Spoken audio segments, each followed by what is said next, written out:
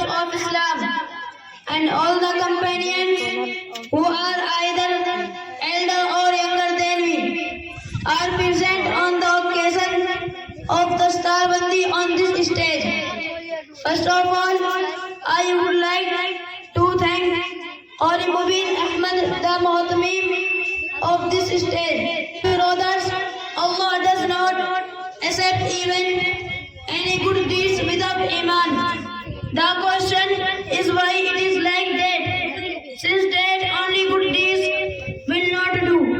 On the contrary, having the Iman means that has completed by the will of Allah alone is must.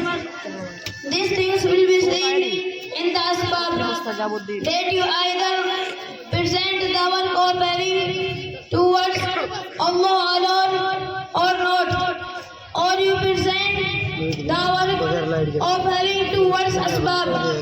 If we present the work of having towards Allah alone, then this work has completed by the will of Allah, nor has completed by any asbab.